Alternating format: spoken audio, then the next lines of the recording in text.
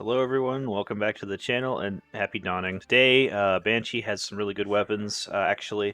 I'm going to cut right to it. So this scout rifle right here for when anti-barrier scout rifle comes back, if it comes back, rapid hit, explosive payload, that's really good because you have a reload perk that stacks to ×5.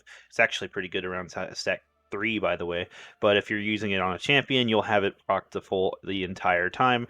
An explosive payload plus 15% damage in PvE kind of for free, as well as an increase to range because half the bullet explodes. Also, it has a range barrel and a stability barrel. This would also flinch like crazy in PvP if you care. Handling masterwork, it already feels pretty good in my opinion. I have a role that's very similar, but if you upgrade it to tier 10, it would feel even better. Pick that up for sure. Also, 7th SERAPH shotgun. This weapon has a really good roll, so you've got assault mag for the increased fire rate. 90 RPM is really nice. You can fire 2 shots in immediate succession on the same target if your shotgun blanks. I have a Reese Walker with assault mag that I really like for that reason. Quick draw and snapshot, so you can pull it out really quickly as long as you don't ADS the second you pull it out. It gets the old time draw speed, and then even if you ADS, once you have the shotgun out, you can aim very quickly as well. So also, this is really good. Also, for consistency, Barrel Shroud is not bad. It's a handling bonus, and Corkscrew, in my opinion, is better. Corkscrew is a better barrel here because it gives you a little bit more range. You don't just need full choke or rifled to make the shotgun kill, by the way. Handling, of course, that's really good for the additional 10 here. It'll bring it up to close to like 90 or 92 or something like that. I'll always run an Icarus. I have a role that is very similar like that of a retrofuturist that I really like. I've used this quite a bit when I played PvP. Definitely, since I think that shotgun is better than this retrofuturist is, definitely grab this if you need a good shotgun. Also, for the kinetic slot, this whispering SLAB has Vorpal Weapon. Vorpal Weapon is really good for champions and stuff, because right now we do have Overload Bow, and that gives you 15% against the champions, the Overload champions. So yeah, pick this up if you don't have a good kinetic bow. Also, the Eternal Blazon. Quick Draw is kind of a throwaway, in my opinion, for what you'd use this for, but Disruption Break, break an enemy shield, makes it more vulnerable to kinetic damage for a brief duration.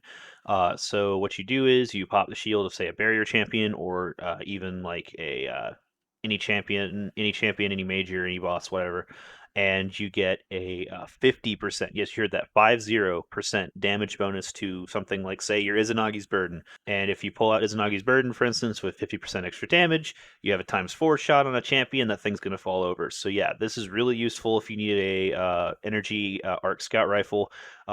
I really like collecting the Infinity Stones of the Amalon Scout Rifles because they're all very good and they all feel very similar.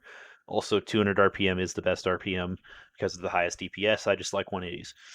Berenger's Memory also has Disruption Break, but if you're using this, I'm sorry, don't. Also, Outrageous Fortune. This one is significantly better than the other one because of spike grenades. So 150s are the highest RPM. Both of these are 150s. So you'd think highest DPS, but these got nerfed into the ground. The fact that it has spike grenades and auto loading is pretty nice. Because this is probably the best roll you can get on Outrageous Fortune. If you need a 150 for the future when the meta might shift again, I would just grab it. But as for right now, I would kind of overlook these two grenade launchers. All right, so Ada's inventory today is pretty good as well. She has Rage of the Warmind, so it adds additional solar damage to the explosions of your Warmind cells. This actually allows Warmind cells to be more lethal, like they used to be.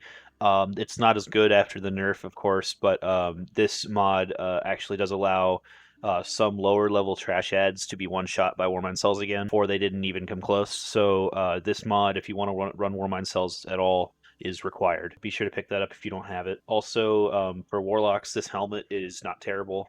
20 recovery, 12 discipline, and 12 intellect. It only has 5 stats wasted into mobility, even though I actually like mobility, by the way.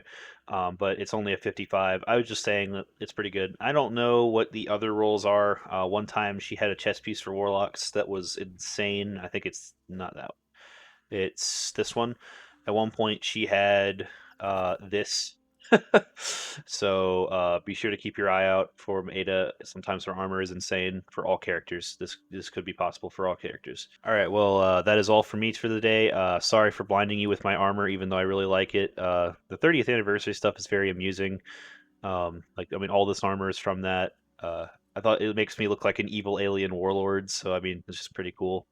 Even though my friends hate the spine, and also it's pretty sick to have Eyes Luna and Eyes Luna also as a stasis weapon. Jeez, that's awesome.